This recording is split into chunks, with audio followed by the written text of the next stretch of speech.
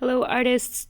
We are going to do this together step by step. Don't worry if you don't get it all. I just want you to see the process. I am drawing my first large tree from the top of my paper to the bottom of my paper. That's going to be in my foreground, the front one, the one that is closest. Now I am drawing my horizon line. That's going to be in the center of the paper, in the gentle rolling hill.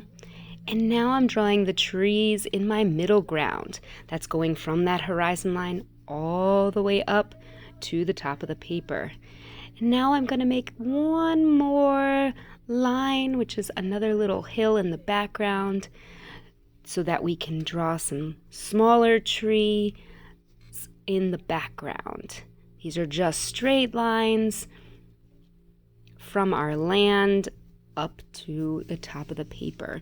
These are just our guidelines, so when we paint our birch trees, we know where to paint them. We all have a little dish of black paint and a little square of cardboard.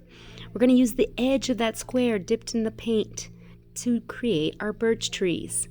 Now you need to dab off the excess black a little bit before you start.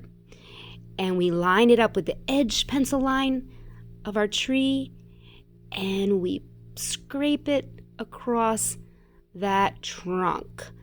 And it makes these really cool lines.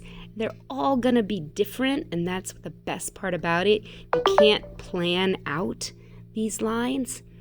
And now I'm gonna go to my trees in the middle ground. I'm gonna do the same thing. I'm using the edge of my cardboard, lining it up with the edge of the trees, and gently pulling it across that little tree section. Now I'm going to do the ones in the background the same way, and I'm making sure to tap off that excess. And now we have our trees for our background. Next, we're going to grab our crayons, and I am doing flowers on this one. And I'm going to use red and orange to keep it in the warm colors. And I'm pressing very hard because this is going to be a crayon resist when we use watercolor in the next step. So if you don't press hard with your crayons, it won't resist the watercolor. And I'm very simply making some little flowers with 5 little circles in a ring.